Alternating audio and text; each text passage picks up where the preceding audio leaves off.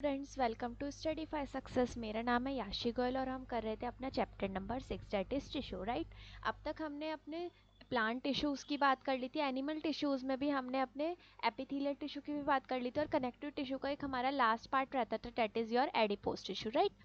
वो हम आज बात करने वाले हैं। और फिर उसके बाद जो हमारे मस्कुलर टिश्यू और नर्वस टिश्यू रहते हैं, हम उसकी भी बात करेंगे। और ये हमारा आज चैप्टर की लास्ट वीडियो है। इसमें आपको सारा कुछ आप और अच्छे से समझ आएगा, क्योंकि आप जब मस्कुलर टिश्यू वगैरह पढ़ लेते तो उसको आपको ना जो आपने एपिथेलियल पढ़ा उसको पढ़ने में आपको और इजीली मतलब एक्सेसिबल होते हो आप लोग, क्योंकि वो पढ़ना मतलब उसको ना मेमोराइज करना थोड़ा सा टफ पड़ता है, क्योंकि एकदम से आपको सारे टिश्यूज़ की लोकेशंस वगैरह को याद रखना होता है। लेकिन जब आप मस्कुलर टिश्यू पढ़ते हो ना, उसके बाद ना आपको एक वे मिल जाता है उसको याद करने के लिए। इस वजह से आज की वीडियो और भी ज़्यादा इंपॉर्टेंट है। ठीक है, चलिए फिर बिना टाइम वेस्ट किए हम स्टार्ट करते हैं अपने एडिपोज टिश्यू से। अब एडिपोज टिश्यू क्या होता है? एडिपोज का अगर मैं बिल्कुल बेसिक मतलब बताऊँ ना, तो इसका मतलब होता है फैट। ठीक है, मतलब एक तरह से डिपोजिशन ऑफ फैट, कि जब फैट का कहीं पे डिपोजिशन हो जाता है ना, वो आप उस चीज़ को एडिपोज से कनेक्ट लेके चलते हो। देखते हैं कैसे।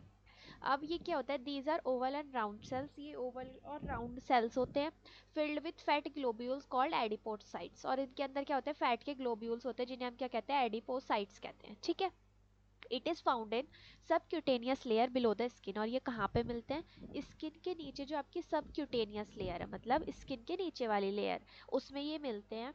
अराउंड द हर्ट, हर्ट के पास मिलते हैं, ब्रेन में मिलते हैं, और आई ब्लास्ट के नीचे मिलते हैं। अब आई ब्लास्ट क्या होता है? राइट, जो आपकी आंख के नीचे आपने देखा होगा, वहाँ पे एक छोटा सा ऐसे मतलब पोर्शन होता है ना, जो थोड़ा सा फैटी होता है टाइप, वैसे आप समझ सकते हैं। ठीक है, it acts as an insulator. ये इंसुलेटर की तरह काम करता है and prevents loss of heat from the body, और हीट के लॉस से भी बचाता है। It serves as a fat reservoir and keeps visceral organ in position.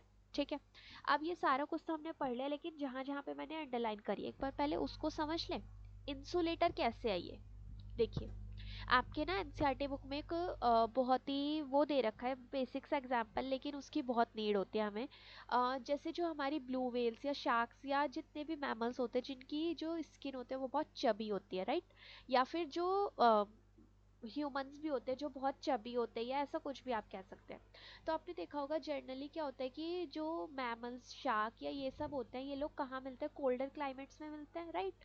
तो क्या होता है कि मतलब उन लोगों को वो नहीं होता कि जैसे अगर हम लोग कोल्डर क्लाइमेट्स में जाए तो हमें तो ठंड लगेगी, लेकिन उन लोगों को उसका इफेक्ट क्यों नहीं आता? क्योंकि जो उनकी स्किन के चारों तरफ वो जो फैट का डिपोजिशन है ना, जो उनकी स्किन इतनी चबी है, उसकी वजह से क्या होता है, उनकी बॉडी को ना हीट मिलती रहती है। और उनकी बॉडी के आसपास का जो वो पूरा फैट का डिपोजिशन है, वो उन्हें ना एक इंसुलेटर की तरह वो करता रहता है, मतलब एक मदद करता रहता है कि उन्हें बाहर के इन्वायरमेंट में चाहे कितना ही लोअर टेम्परेचर हो जाए, उन्हें तब भी इफेक्ट नहीं होता, राइट। तो ये क्या कह रहा है? ये इंसुलेटर की तरह एक्ट करता है, और हीट के लॉस को, ये हीट है, हीट के लॉस को भी रोकता है ये बॉडी से। ठीक है, और ये फैट रिजर्वोयर है, मतलब फैट को स्टोर करके रखता है, और ये विसरल ऑर्गन्स को भी पोजीशन में रखता है। अब मैंने क्या बताया था? एडिपोज मतलब डिपोजिशन ऑफ फैट, मतलब जो भी आपके बॉडी में फैट का डिपोजिशन है उसके बेसिस में वो वहाँ वहाँ क्या है? एडिपोज टिश्यू है। और वो क्या करता है? आपको इंसुलेशन देता है, हीट के लॉस को रोकता है, और साथ साथ एक फैट रिजर्वोयर भी है। अब आई होप आपको ये जो वेल्स और मैमल्स वाला एग्जाम्पल था, इससे बहुत अच्छे से क्लियर हुआ होगा, राइट। अब हम चलते हैं अपने मस्कुलर टिश्यू की और मस्कुलर टिश्यू क्या कहते हैं। मस्कुलर टिश्यू, अब पहले नेम से ही पता कर लें। मस्कुलर मतलब जो मसल में मिले, राइट। अब मसल्स में प्रेजेंट है तो यानी उनका कुछ अलग अलग फंक्शन भी करते होंगे, फिर तो देखते हैं। Movements are brought into our body with the help of muscular tissue, मतलब हमारे बॉडी में जितने भी मूवमेंट्स होते हैं वो किसकी वजह से होते हैं? मस्कुलर टिश्यू की वजह से होते हैं। ठीक है, they are long fibre like cells called muscle fibre. ये लंबे फाइबर लाइक सेल्स होते हैं, जिन्हें हम क्या कहते हैं? मसल फाइबर्स कहते हैं। ठीक है, they are capable of contraction और relaxation because they are made up of contractile protein, actin and myosin. ये एक्शन यहाँ पे मिस प्रिंट है, इट इज एक्टिन, ACTIN। ठीक है, तो कॉन्ट्रेक्टाइल प्रोटीन कौन से हो गए? Actin and myosin. ये 1 मार्क का क्वेश्चन है, जो बहुत मोस्ट फेमस क्वेश्चन है फ्रेम होने के लिए, कि कॉन्ट्रेक्टाइल प्रोटीन्स के नेम बताइए। वो क्या आपके? एक्टिन और मायोसिन है। अब होता क्या है? मसल फाइबर्स के अंदर ना ये कॉन्ट्रेक्टाइल प्रोटीन्स होते हैं, इनमें कॉन्ट्रैक्शन होती है, इनमें रिलैक्सेशन होती है, और उसकी वजह से क्या होता है? जो आपका मसल फाइबर है वो मूव करता है, मतलब उसमें मूवमेंट होती है आपके मसल में बेसिकली। ठीक है, जैसे हमने हार्ट के केस में पढ़ा हुआ है ना ऐसे कि उसमें कॉन्ट्रैक्शन होती है फिर रिलैक्सेशन होता है, मतलब जो उसके सारे वेंट्रिकल्स वगैरह हैं वो सारा कुछ कॉन्ट्रैक्ट होता है, राइट और या फिर एट्रियम्स वगैरह हैं वो कॉन्ट्रैक्ट होते हैं फिर रिलैक्स होते हैं, तो हार्ट का एक पूरा बीट बनती है, ऐसे करके पूरी बात हमने देखी हुई है, राइट।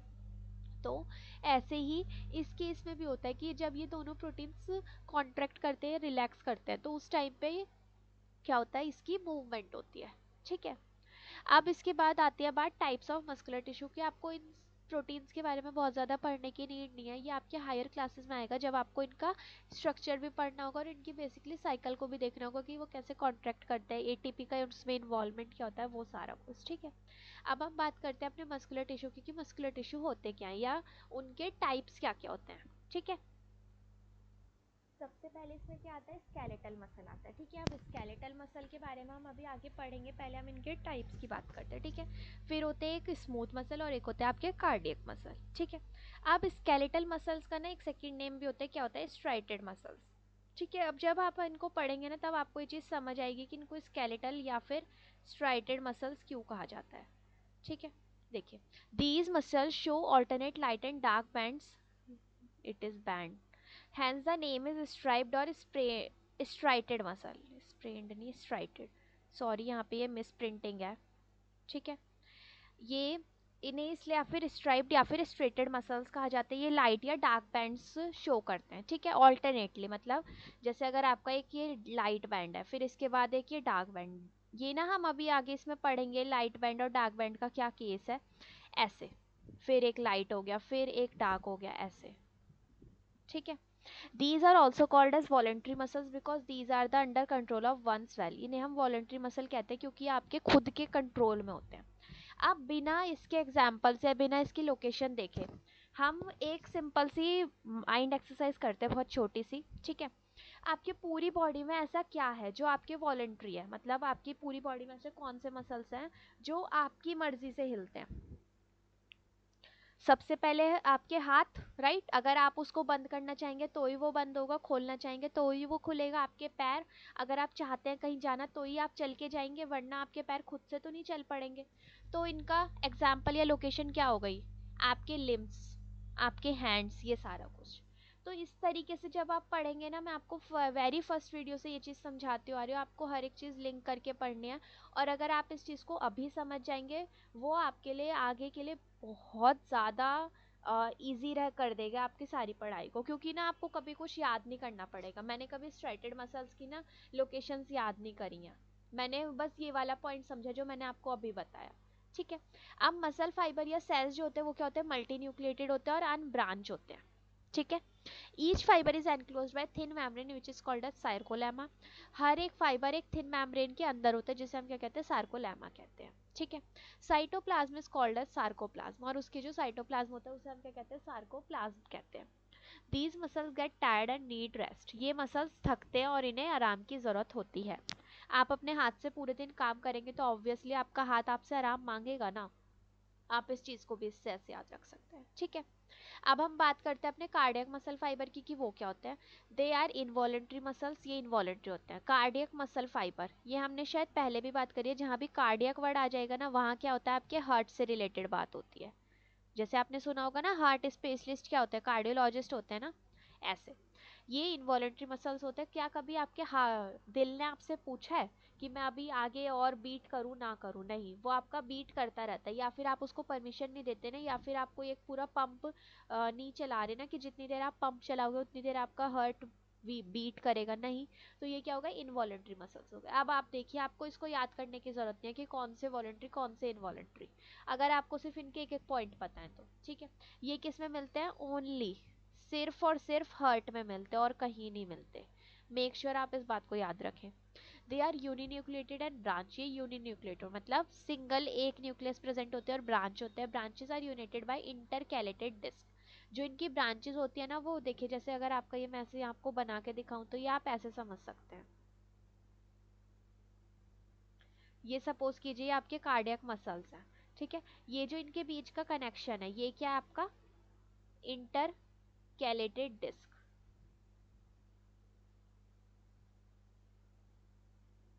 ठीक है।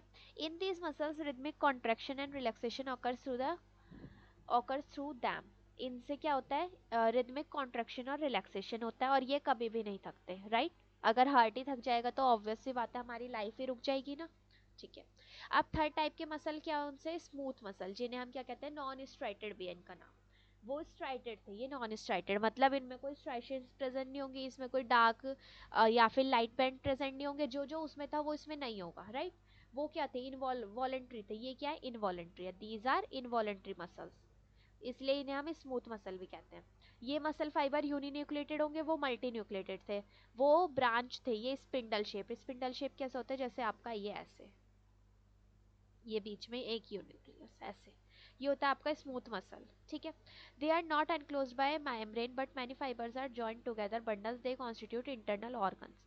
ये किसी भी मेम्ब्रेन से नहीं होते सपोर्टिव, लेकिन ये बहुत सारे फाइबर्स एक साथ ज्वाइन होते हैं बंडल की फॉर्म में, और ये क्या करते हैं, इंटरनल ऑर्गन्स को कॉन्स्टिट्यूट करते हैं। इंटरनल ऑर्गन कौन से होते हैं आपके, जो अभी हम पढ़ने वाले हैं, ये किस में होते हैं, स्टमक में, इंटेस्टाइन में, यूरिनरी ब्लैडर में, ब्रोंकाई में, आइरिस ऑफ आई में।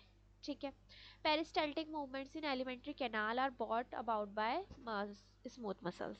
जो भी आपके एलिमेंट्री कैनाल के अंदर पेरिस्टाल्टिक मूवमेंट्स होते हैं, मतलब एक तरह से मूवमेंट होती है, वो किसकी वजह से हो सकती है, वो आपके स्मूथ मसल्स ही कराते हैं। ठीक है। अब हम इनके बीच का एक डिफ्रेंसिएशन देखते हैं, जो कि बहुत ही ज़्यादा इम्पॉर्टेंट रहता है हमेशा एग्जाम पॉइंट ऑफ व्यू से। 3 to 4 मार्क्स में क्वेश्चन फ्रेम होने के बहुत ज़्यादा चांसेस रहते हैं। ठीक है। देखिए, सबसे पहले striated, non striated and cardiac. Striated muscle कौन से थे, अगर आपको याद हो तो हमने पढ़े हैं अभी अभी, उसका दूसरा नाम है स्केलेटल मसल्स, और non striated smooth muscle. Please इनके नेम्स को बहुत अच्छे से याद रखिएगा। ठीक है। These are present in limbs, limbs में प्रेजेंट होते हैं, बॉडी वॉल्स में, टंग में, फैरिंग्स में, बिगनिंग ऑफ ईसोफेगस में। ठीक है। ये कहाँ पे प्रेजेंट होता है, ईसोफेगस में, posterior part only, make sure. Skeletal muscles beginning में प्रेजेंट है ईसोफेगस के, ये पोस्टीरियर पीछे वाले पार्ट में प्रेजेंट है। ये यूरिनोजेनाइटल ट्रैक्ट में होते हैं, यूरिनरी ब्लैडर में होते हैं, वेसल्स में होते हैं, आइरिस ऑफ आई में होते हैं, डर्मिस ऑफ स्किन में होते हैं, एरेक्टर पिलाई मसल्स ऑफ हेयर में भी होते हैं। ठीक है।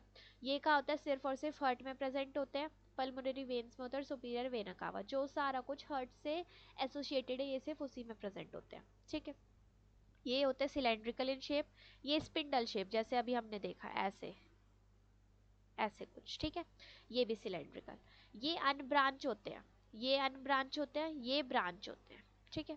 ये multinucleated, uninucleate, uninucleate, bounded by sarcolemma, इसमें सार्कोलेमा हो सकती है, इसमें प्लाज्मा लेमा होती है, और इसमें भी सार्कोलेमा होती है।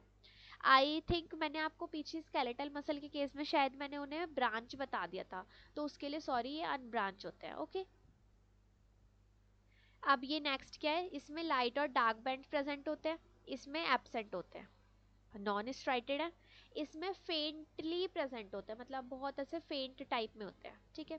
इसमें कोई भी ऑब्लिक ब्रिजेस या इंटरकैलेटेड डिस्क नहीं होती हैं, इसमें भी नहीं होती हैं, और इसमें होती हैं, जो अभी हमने ऊपर बात करी, देखिए यहाँ पे ये बीच वाला पोर्शन क्या है आपका, इंटरकैलेटेड डिस्क का, राइट। ठीक है। अब देखिए नेक्स्ट, अब nerve supply from central nervous system, इसकी जो नर्व सप्लाई होती है वो कहाँ से होती है, आपके सीएनएस से, सेंट्रल नर्वस सिस्टम के थ्रू होती है। इसमें एएनएस से, ऑटोनॉमिक नर्वस सिस्टम के थ्रू होती है। अब बात आती है central nervous system, autonomic nervous system होते क्या है, लेकिन आपको ये यहाँ पे नहीं पढ़ने, ये आपकी आगे की क्लासेस में आएंगे, तो इसलिए अभी के लिए आप सिर्फ इसको एज अ, मतलब सिर्फ आप इस पॉइंट को ऐसे ही याद रख सकते हैं। ठीक है। और इसमें कहाँ से होते हैं, ब्रेन से होते हैं और एएनएस से होती है। इसमें ब्लड सप्लाई बहुत ज़्यादा होती है, इसमें थोड़ी सी कम होती है, और इसमें ब्लड सप्लाई फिर से बहुत ज़्यादा होती है। हार्ट में ऑब्वियसली ज़्यादा होगी, अगर आपके लिम्स वगैरह को मूव करना है तो उसके लिए उसको ब्लड तो चाहिए ना, तो इसलिए वहाँ पे भी ब्लड सप्लाई बहुत अबंडेंट होती है। ठीक है। और इसमें क्या होता है, बहुत ही रैपिड कॉन्ट्रैक्शन होता है, इसमें स्लो होता है, इसमें भी रैपिड होता है। दे सून गेट फटीग, मतलब ये बहुत जल्दी थक जाते हैं। फटीग मतलब होता है, अगर आप दूसरा इसका वर्ड करें तो टायर्ड। ठीक है। टायर्ड जो हम कहते हैं ना, टायर हो गए, हम टायर्ड हो गए। They do not gate fatigue, ये कभी भी नहीं थकते हैं। ये sorry, they do not gate fatigue, मतलब इनको ना आप ऐसे देख सकते हो, ये बहुत ईजिली से नहीं थकते हैं, लेकिन जो आपके कार्डियक मसल होते हैं वो कभी भी नहीं थकते हैं। ये वॉलेंट्री होते हैं, ये भी इनवॉलेंट्री होता है, और ये भी इनवॉलेंट्री होते हैं।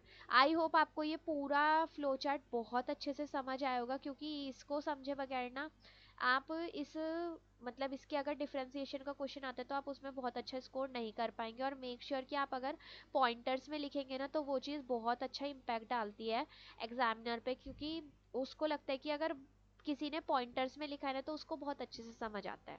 ठीक है, तो हमेशा ना आंसर को पॉइंटर्स में लिखने की कोशिश कीजिए। कभी भी ऐसे मत कीजिए कि आप एक पूरा बहुत 2-2.5 पेज का पैराग्राफ लिखते जा रहे हैं और मतलब टीचर को भी ना उसमें इंटरेस्ट नहीं आता, उसके सामने 30-35 कॉपीज है चेक करने के लिए, वो कितना पढ़ सकती है ना।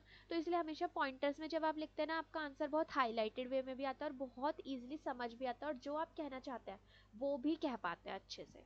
ठीक है, अब हम बात करते हैं अपने लास्ट टिश्यू की, डेट इज नर्वस टिश्यू। अब नर्वस टिश्यू होते क्या है, जो आपके नर्वस सिस्टम में प्रेजेंट होते हैं। ठीक है, ये आपका डेंड्राइट है डी, ये इसका डायग्राम है जो आता है। देखिए हम पहले डायग्राम को ही देखते हैं। सबसे पहले ये होता है एक न्यूक्लियस। ठीक है, ये क्या आपकी सेल बॉडी, सेल बॉडी कह लीजिए, या फिर इसका एक और नाम होता था सोमा, वो भी कहते हैं इसे। तो आप इन सबको देखिए जैसे यहाँ पे लिखा है। ठीक है, अब इसकी जो ये एक्सटेंशंस निकलती है इन्हें हम क्या कहते हैं, डेंड्राइट्स कहते हैं। फिर इन्हें ये यहाँ से जो जॉइनिंग आती है ये पूरा, ये क्या हो गई, एक्सॉन हो जाती है। ये ऐसे एक्सॉन से ऐसे ज्वाइन होती है। फिर इसके ऊपर एक कवरिंग होती है, उसे हम क्या कहते हैं, माइलन शीट कहते हैं। ठीक है, अब ये एक्सॉन की एंडिंग यहाँ से, फिर यहाँ से ये एक्सॉन की ऐसे नर्व एंडिंग्स निकलती हैं और इन नर्व एंडिंग्स पे क्या प्रेजेंट होता है, साइनेप्स। साइनेप्स क्या होता है, जो एक न्यूरॉन को, एक नर्वस टिश्यू को दूसरे नर्वस टिश्यू से ज्वाइन करता है, मतलब बीच का जो उनका ज्वाइनिंग एरिया है, डेट इज योर साइनेप्स। ठीक है, उसमें भी पोस्ट साइनेप्टिक, प्री साइनेप्टिक, ये सारा कुछ होता है। आपको वो सारा कुछ पढ़ने की जरूरत नहीं है, आपको सिर्फ साइनेप्स देखना है। ठीक है, अब these are is highly specialized tissue due to which animals are able to perceive and respond to stimuli। ये बहुत स्पेशलाइज्ड टिश्यू होते हैं जिसकी वजह से एनिमल्स क्या कर पाते हैं, परसीव कर पाते हैं और किसी भी स्टिमुलाई को रिस्पॉन्ड दे पाते हैं। Right, their functional unit is called nerve cell और न्यूरॉन। इनकी फंक्शनल यूनिट को क्या कहते हैं, नर्व सेल या फिर न्यूरॉन कहते हैं। Cell body is cyton covered by plasma membrane. Cell body किससे कवर्ड होती है, प्लाज्मा मेम्ब्रेन से कवर्ड होती है। Short hair like extension rising from साइटोन।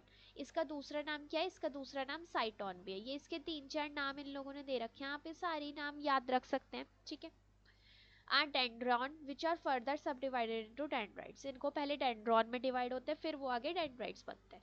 Axon is long tail like cylindrical process with fine branches at the and.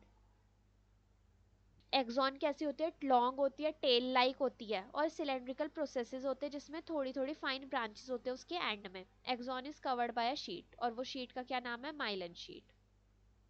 ठीक है, आप इसमें आगे पढ़ेंगे इनका ना एक क्लासिफिकेशन भी होता है, myelinated neuron and non myelinated. जिसमें myelin presented that is myelinated और जिसमें एब्सेंटेड दैट इज अनमाइलिनेटेड या नॉन माइलिनेटेड। ठीक है, nerve ending of one neuron is very closely placed to dendrons of other neuron to carry impulse from one to another neuron in the form of electrochemical waves. This close proximity is called as synapse। अब देखिए जैसे आपका एक neuron यहाँ पे finish हो, मैं इसी डायग्राम में बता देती हूँ आपको। देखिए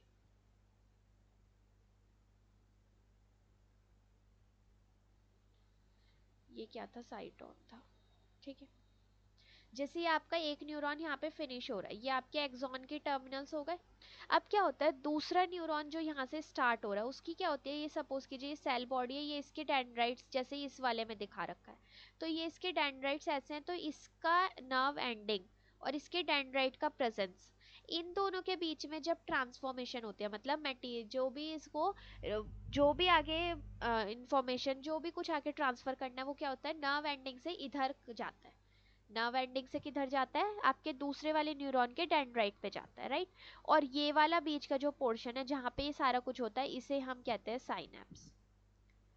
तो इसलिए एक न्यूरॉन की नर्व एंडिंग दूसरे न्यूरॉन के डेंड्राइट से कनेक्टेड होती है।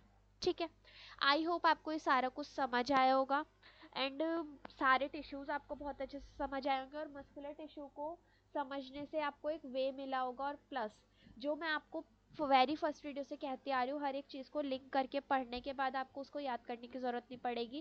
प्लीज़ उस प्रैक्टिस को और एनहांस कीजिए जिससे आपको आगे भी और ज़्यादा दिक्कत ना आए। ठीक है, so that's all for now, thank you so much all of you. हमारा चैप्टर 6 कंप्लीट होता है। अब हम मिलेंगे अपने नेक्स्ट चैप्टर की एक न्यू वीडियो के साथ। Okay, thank you so much all of you.